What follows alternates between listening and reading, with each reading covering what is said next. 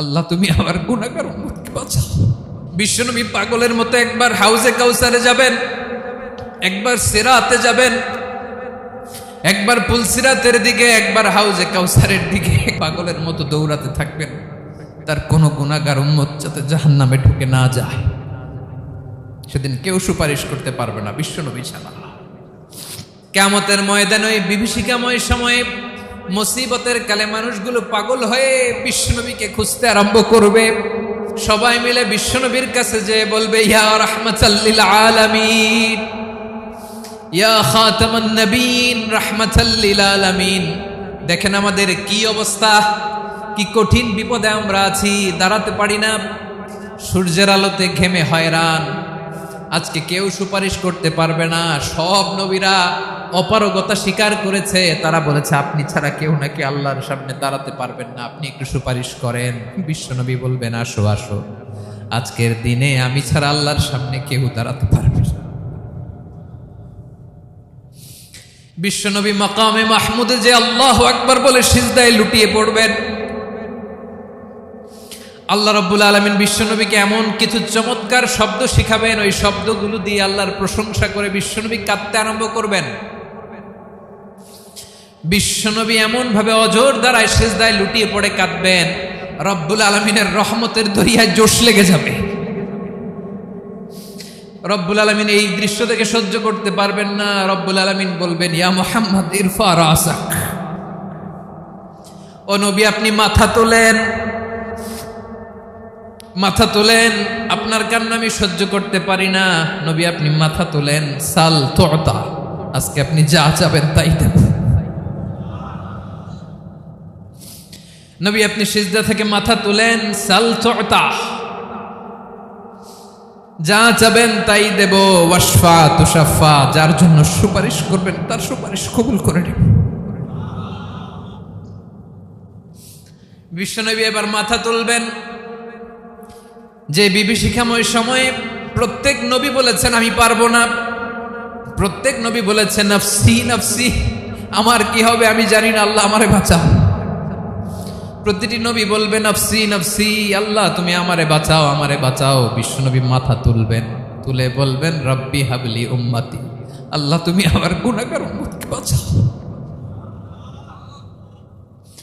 এই দুনিয়ার বুকে রব্বুল আলামিন সব নবীকে একটা করে দাওয়া মুস্তাজাবা দিয়েছেন, মানে যে দোয়া করলে কবুল হয়ে যায় সাথে সাথেই।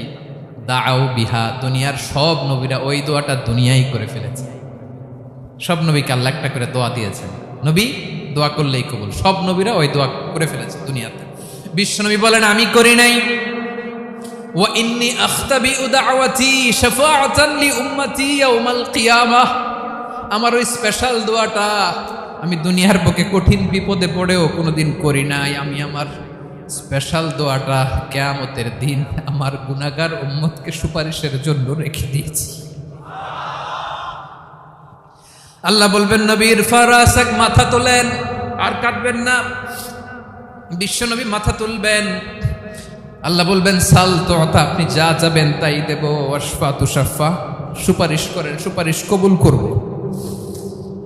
বিশ্বনবী বলবেন আল্লাহ ওই স্পেশাল দোয়াটা দুনিয়াতে করি নাই, আজকে আমি তোমার দরবারে দাঁড়িয়ে কিয়ামতের দিন ওই দোয়াটা করছি। আল্লাহ আমার যে উম্মতের হৃদয়ে যাররা পরিমাণ ঈমান আছে, আমার একটা উম্মতকেও তুমি জাহান্নামে ঢোকাতে পারবা না।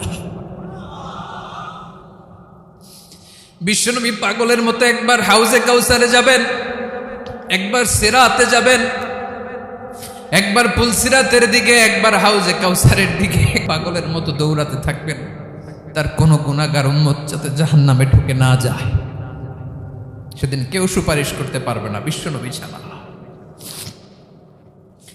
এজন্য 5 নম্বরে আল্লাহ বললেন মান যাল্লাযী ইয়াশফাউ ইনদাহু ইল্লা বিইযনিহি, কার সাহস আছে, কার এত বড় বুকের পাটা কিয়ামতের কঠিন দিন আল্লাহর সামনে দাঁড়িয়ে সুপারিশ করবে? কারো ক্ষমতা নেই, কারো ক্ষমতা নাই। বিশ্বনবী সেদিন সিজদায় পড়ে উম্মতের জন্য কাঁদবেন, সবাই কাঁদবে নফসি নফসি, আল্লাহ আমারে বাঁচাও, আল্লাহ আমারে বাঁচাও। বিশ্বনবী বলবেন উম্মতি উম্মতি। বিশ্বনবী আমার জন্য কাঁদবেন, আপনার জন্য কাঁদবেন, আমাদের জন্য সেদিন কেঁদে কেঁদে জাহান্নামের দরজায় দাঁড়িয়ে আমাদেরকে টেনে টেনে জান্নাতে ঢুকাবেন। এজন্য এই বিশ্বনবীর ভালোবাসা যেন আমাদের হৃদয়ে ভরপুর থাকে। আমার ভাইয়েরা, প্রতি শুক্রবার বিশ্বনবীর উপরে বেশি বেশি যেন আমরা দুরূদ পড়ি। আমরা যখন বিশ্বনবীর সালাম দেই, দুরূদ পড়ি, একদল স্পেশাল ফেরেশতা আছে যারা বিশ্বনবীর দুরূদটা নিয়ে সরাসরি বিশ্বনবীর রওজায় যায়, যে বলে অমুকের বেটা অমুক আপনারে সালাম দিয়েছে। বিশ্বনবী নিজ কবরের থেকে নিজেই সালামের উত্তর দেয়। বিশ্বনবীর ভালোবাসা যেন আমাদের হৃদয়ে থাকে, বিশ্বনবীর সুন্নাহ দিয়ে যেন আমাদের জীবনটাকে সাজাই। পারা যাবে ইনশাআল্লাহ। বিশ্বনবীর ভালোবাসা ছাড়া কেউ জান্নাতে ঢুকতে পারবে। বিশ্বনবীর পক্ষে আমরা বলবো, বিশ্বনবীর পক্ষে আমরা লিখব, বিশ্বনবীর জন্য আমরা আমাদের কলিজার রক্ত বিলিয়ে দিব, ঠিক কিনা বলেন? সেদিন বিশ্বনবী ছাড়া কেউ সুপারিশ করতে পারবে না। 5 নম্বর আল্লাহ বললেন, মান যাল্লাযী ইয়াশফাউ ইনদাহু ইল্লা বিইذনি। কে আছে সুপারিশ করবে আল্লাহর সামনে? আর আপনি আপনার বাবার দরবারে যে সেজদা দেন, হ্যাঁ? ইব্রাহিম আলাইহিস সালাম থারথার করে কাঁপবে আর বলবে নাফসি নাফসি, আল্লাহ আমারে বাঁচাও। মুসা আলাইহিস সালাম থারথার করে কাঁপবে, আল্লাহ নাফসি নাফসি, আমারে বাঁচাও। আর আপনি পীরের দরবারে যে সেজদা দেন, কোথায় আছেন আপনি? খবরদার, কেউ বাঁচাতে পারবে না। যাকে ইল্লা আল্লাহ যাকে অনুমতি দেন, বিশ্বনবীকে দিবেন, নবীদেরকে দিবেন। এরপরে আল্লাহ তার স্পেশাল ওয়ালিদেরকে, মুত্তাকিনদেরকে, শহীদদেরকে, সিলেক্টেড বান্দাদেরকে দিবেন। কিন্তু কাকে দিবেন, কার জন্য দিবেন, দুনিয়ার কেউ জানে না। একজন ছাড়া, তিনি কে? আল্লাহর ওয়ালিদেরকে, নেককার লোকদেরকে আল্লাহ সুপারিশের অনুমতি দিবেন। কিন্তু আপনি যারে মানেন, যার পায়ে সেজদায় লুটিয়ে পড়ে থাকেন, তারে যে আল্লাহ দিবেন, এটার কোনো গ্যারান্টি আছে? কথা বলেন। এজন্য জপতে হবে একজনের নাম। আওয়াজ করে বলুন, তিনি কে? আয়াতুল কুরসির 5 নাম্বার কথা হচ্ছে, সেদিন কেউ কারো উপকারে আসবে না, সুপারিশ করার সুযোগ পাবে না, আল্লাহ যাকে অনুমতি দেয় তিনি ছাড়া। আল্লাহ যদি কাউকে দয়া করে অনুমতি দেয় তাহলে করতে পারবে, তাহলে পারবে। সেই কিয়ামতের দিনটা বড্ড ভয়ঙ্কর, কেউ সুপারিশ করার সাহস পাবে না। আরে আমার অবস্থা কি আমি জানি না, আমি আবার কারোর জন্য সুপারিশ করব? কথা বুঝেন নাই? আমার কি হবে আমি জানি, তা আমি আরেকজনের নিয়ে টেনশন করার সুযোগ কোথায়? ইয়া নাফসি ইয়া নাফসি, আল্লাহ আমারে বাঁচাও, আমারে বাঁচাও, আমারে বাঁচাও। কাঁদতে কাঁদতে মানুষ হয়রান হয়ে যাবে, এ নাকি আবার আরেকজনের বাঁচাও। বিশ্বনবী বলেন, বিশ্বনবী একবার ছাগলের রান খাচ্ছিলেন। রান খেতে খেতে বিশ্বনবী বলেন, আনা সাইয়্যিদুন নাসি ইয়াউমাল কিয়ামা, আমি কিয়ামতের দিন সর্বশ্রেষ্ঠ হব, মানুষের মধ্যে সর্বশ্রেষ্ঠ সেরা আমি বিশ্বনবী। আলহামদুলিল্লাহ পড়েন। বিশ্বনবী বলেন, সেদিনটা বড্ড ভয়ঙ্কর। সেদিন কেউ কারো কোনো উপকারে আসবে না, বন্ধু বন্ধুর কাজে আসবে না, স্ত্রী স্বামীর উপকারে আসবে না, স্বামী স্ত্রীর উপকারে আসবে না, পীর সাহেব মুরিদরে বাঁচাতে পারবে না, মুরিদ পীর সাহেবরে বাঁচাতে পারবে না, নেতা কর্মীর পরিচয় দিবে না, কর্মী নেতার পরিচয় দিবে না, ভাই বোনকে চিনবে না, বোন ভাইকে চিনবে না, বাবা তার সন্তানকে চিনবে না, মেয়েকে দেখে মা দৌড়ে দৌড়ে পালাবে। বড্ড ভয়ঙ্কর দিন। বিশ্বনবী বলবেন, জমিনটা এখনকার মতো থাকবে না, পুরো জমিনটা সমান হয়ে যাবে, ফ্ল্যাট। এখন তো গোল, তখন ফ্ল্যাট। সবাই এক জমিনের উপরে দাঁড়াবে, সূর্যটা মাথার কাছে চলে আসবে, সূর্যের গরমে মানুষের মাথার মগজ গলে গলে কানের ছিদ্র, নাকের ছিদ্র দিয়ে বেয়ে বেয়ে পড়বে। সবাই হয়রান, পেরেশান, ক্লান্ত শ্রান্ত। মানুষগুলো বলবে বাঁচার কোনো উপায় নাই। 50,000 বছর মানুষ এরকম দৌড়াবে, চিৎকার করবে, কাঁদবে, বাঁচার কোনো উপায় নাই। সবাই বলবে, আল্লাহ যদি বিচারটা শুরু করতো, যা হবার হবে, আগে বিচার শুরু করুন। বিচারই শুরু হয় না, বিচার শুরু হইতেই 50,000 বছর। আল্লাহ, 50,000 বছর, 5,000, 15,000 না, 50,000 বছর এরকম যাবে। মানুষগুলো কাঁদতে কাঁদতে বলবে, চলো আমরা আদম আলাইহিস সালামের কাছে যাই, যেন আল্লাহর যে সুপারিশ করে, আল্লাহ আপনি বিচার শুরু করেন। কিয়ামতের ময়দানে সবাই মিলে সাইয়েদনা আদম আলাইহিস সালামের কাছে যেয়ে বলবে, ইয়া আবাল বাশার ইয়া আউয়ালাল আম্বিয়া, ও ও আদম নবী, আপনি দুনিয়ার বুকে প্রথম নবী। আল্লাহ নিজ হাতে আপনারে 60 হাত লম্বা করে বানিয়েছেন। আপনার সম্মানে ফেরেশতাদেরকে সেজদা দিতে বলেছেন। দুনিয়ার প্রথম নবী, প্রথম মানুষ আপনি। আপনি আল্লাহর যে সুপারিশ করেন যেন আল্লাহ বিচার শুরু করে। আদম আলাইহিস সালাম বলবেন আমি পারবো না, কারণ আল্লাহ আমাকে একটা নিষিদ্ধ গাছের কাছে যেতে নিষেধ করেছিল, আমি ভুল করে এই গাছের ফল খেয়েছি। নাফসি নাফসি, আজকে আমার কি হবে আমি জানি না, আমি বড় লজ্জিত। আমারে যদি আল্লাহ জিজ্ঞেস করে কেন খাইছিলাম, আমার কোনো উত্তর নাই। তোমারে বাঁচামো কেমনে আমি? নবীরা থার থার করে কাঁপবে সেদিন। আদম আলাইহিস সালাম বলবেন আমি পারবো না, মাফ করো আমাকে, আমি পারবো না।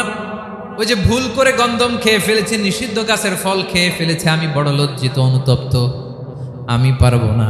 আজকে আল্লাহ এত রাগান্বিত হয়েছে, আগে কখনো আল্লাহ এত রাগান্বিত হয় নাই, ভবিষ্যতেও আল্লাহ কখনো এত রাগান্বিত হবে না। আমি পারবো না। এক কাজ করো, তোমরা নূহ আলাইহিস সালামের কাছে যাও। কোন নবী? লোকেরা এবার পাগলের মতো দৌড়াতে দৌড়াতে আল্লাহর নবী নূহ আলাইহিস সালামের কাছে যেয়ে বলবে ইয়া নবী আল্লাহ নূহ, আনতা আউয়ালুর রুসুলি ফিল আরদ, আপনি জমিনে প্রথম রাসূল। আদম আলাইহিস সালাম নবী ছিলেন, রাসূল ছিলেন না। এই দুনিয়ার বুকে প্রথম রাসূল ছিলেন আল্লাহর নবী নূহ আলাইহিস সালাম। সবাই বলবে ও নবী আল্লাহ নূহ, রাসূল আল্লাহ নূহ, আল্লাহ আপনাকে আবদান শাকুরা, শুকরগুজার বান্দা বলে কোরআনে বলেছে। কোরআনে নূহ আলাইহিস সালামের নামেও সূরা আছে না নাই? আপনি আল্লাহর প্রিয় বান্দা, প্রিয় রাসূল। দেখেন আমাদের কি দশা, ঘামতে ঘামতে শেষ। জমিনটা তামার জমিন, সূর্যটা মাথার কাছে, কি করবো আর পারি না, ঘামতে ঘামতে আর কত ঘামবো, কত দাঁড়িয়ে থাকবো। আল্লাহরে যে বলেন বিচার যেন শুরু করে। নূহ আলাইহিস সালাম বলবেন আমিও পারবো না, আমিও পারবো না। আমি আমার ছেলের জন্য এক কথা বলে ভুল করে ফেলছি। যখন মহাপ্লাবন হবে আমি বললাম আল্লাহ আমার কলিজার টুকরা সন্তান রে বাঁচান। আল্লাহ বললেন ও নূহ, সে তোমার সন্তান না, কারণ সে ঈমান আনে নাই, সে পাহাড়ের উপর দাঁড়িয়েছে, দেখি কেমনে সে বাঁচে। ওই যে আমি একটা না বুঝে আবদার করেছি, আল্লাহ আমার উপর রেগে গিয়েছিলেন। আজকে আল্লাহ ওই ব্যাপারে যদি আমারে প্রশ্ন করে, আমার কোনো জবাব নাই, আমি পারবো না, মাফ করো। তোমরা সবাই মিলে আল্লাহর খালিল ইব্রাহিম আলাইহিস সালামের কাছে যাও। লোকগুলো পাগলের মতো খুঁজতে আরম্ভ করবে, অযুত লক্ষ নিযুত কোটি মানুষের ভিড়ে আল্লাহর খালিল ইব্রাহিমকে যে বলবে ইয়া খালিলুল্লাহ, ও আল্লাহর খালিল, আল্লাহ আপনাকে বড্ড ভালোবেসেছেন, আপনি কাবা বানিয়েছেন, আল্লাহ আপনাকে বড্ড পছন্দ করেন। দেখেন আমাদের কি অবস্থা। আপনি যে আল্লাহর কাছে সুপারিশ করেন যেন আল্লাহ আজকে বিচার শুরু করে। আল্লাহর নবী ইব্রাহিম বলবেন আমিও পারবো না, আমি আমার জীবদ্দশায় 3টা মিথ্যা বলেছি। কয়টা? আসলে মিথ্যা না, একটু টুইস্ট করে কৌশল করে কথা বলেছিলেন, ওইটাকে হাদিসে মিথ্যা বলা হয়েছে। আমি জীবনে 3টা মিথ্যা বলেছি, জীবন বাঁচানোর তাগিদে কৌশল করে 3টা কথা বলেছি। আজকের এই কঠিন ময়দানে আল্লাহ যদি ওই 3টা কথার ব্যাপারে জিজ্ঞেস করে, লজ্জায় আমি মাথা দেখাতে পারবো না, আমিও পারবো না, আমিও পারবো না। আজকে আল্লাহ এত রেগে আছে, আগে কখনো এত রাগে নাই, পরেও রাখবে না। তোমরা সবাই মিলে বনি ইসরাইলের নবী মূসা আলাইহিস সালামের কাছে যাও। সবাই এবার যাবে মূসা আলাইহিস সালামের কাছে, যে বলবে ইয়া নবী আল্লাহ মূসা, আপনি ছিলেন কালিমুল্লাহ, আল্লাহর সাথে সরাসরি কথা বলতেন। রব্বুল আলামিন আপনাকে তাওরাত কিতাব দিয়েছেন, আপনি যে একটু সুপারিশ করেন। আল্লাহর নবী মূসা বলবেন মাফ করো, আমিও পারবো না, আমি দুনিয়ার বুকে ভুল করে একটা মানুষকে মেরে ফেলেছি। আমি মারছিলাম আদব শিক্ষা দেওয়ার জন্য এক থাপ্পড়, এই থাপ্পড়ে যে ওই লোক মরেই যাবে আমি জানতাম না। আজকে আল্লাহ যদি জিজ্ঞেস করে কেন মারলা, জবাব আছে? ওই লজ্জায় আমি অনুতপ্ত, আমি পারবো না, আমার এই কথা বলো না। আজকে আল্লাহ বড্ড রেগে আছে, আমি পারবো না। তোমরা আল্লাহর নবী ঈসা আলাইহিস সালামের কাছে যাও।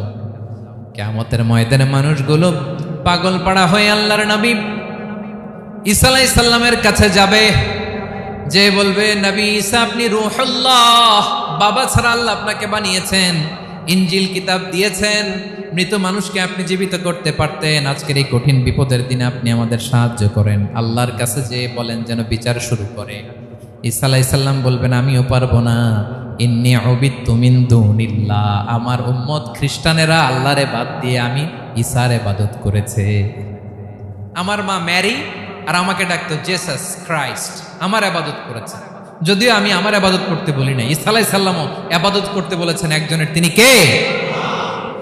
আল্লাহ নবী সাল্লাল্লাহু আলাইহি সাল্লাম বলবেন আমিও পারবো না, আজকে আল্লাহ অনেক রেগে আছে, আমি পারবো না, তবে একটা পরামর্শ দিতে পারি, একটা সাজেশন দিতে পারি। আজকের দিনে এই কঠিন মুসিবতের কালে, এই কঠিন সময়ে কেউ আল্লাহর দরবারে দাঁড়িয়ে একটা টু শব্দ করার ক্ষমতা কারো নাই, একমাত্র আখিরি জামানার পয়গাম্বর বিশ্বনবী মুহাম্মদুর রাসূলুল্লাহ ছাড়া।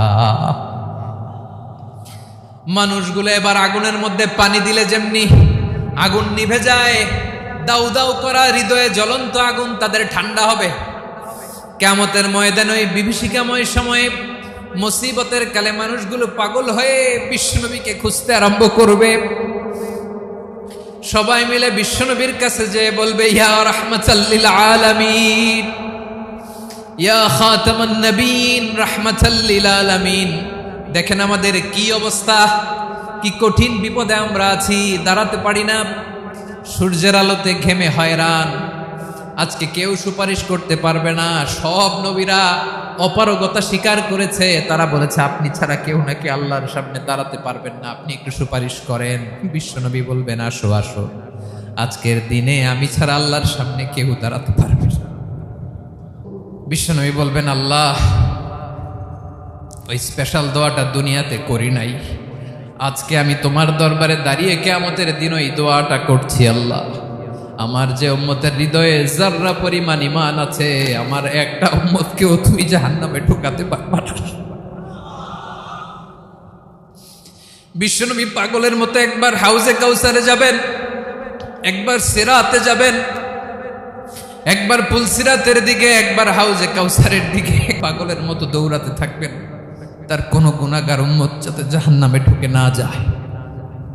সেদিন কেউ সুপারিশ করতে পারবে না বিশ্বনবী ছাড়া, কারো ক্ষমতা নাই। বিশ্বনবী সেদিন সেজদায় পড়ে উম্মতের জন্য কাঁদবেন, সবাই কাঁদবে নফসি নফসি, আল্লাহ আমারে বাঁচাও, আল্লাহ আমারে বাঁচাও। বিশ্বনবী বলবেন উম্মতি উম্মতি।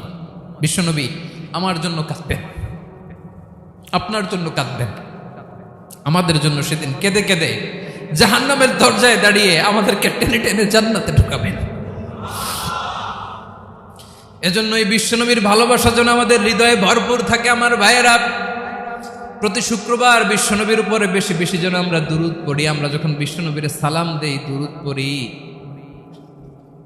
একদল স্পেশাল ফেরেশতা আছে যারা বিশ্বনবীর দুরূদটা নিয়ে সরাসরি বিশ্বনবীর রওজায় যায়, যে বলে অমুকের বেটা অমুক আপনারে সালাম দিয়েছে। বিশ্বনবী নিজ কবরের থেকে নিজেই সালামের উত্তর দেয়। বিশ্বনবীর ভালোবাসা যেন আমাদের হৃদয়ে থাকে, বিশ্বনবীর সুন্নাহ দিয়ে যেন আমাদের জীবনটাকে সাজাই। পারা যাবে ইনশাআল্লাহ।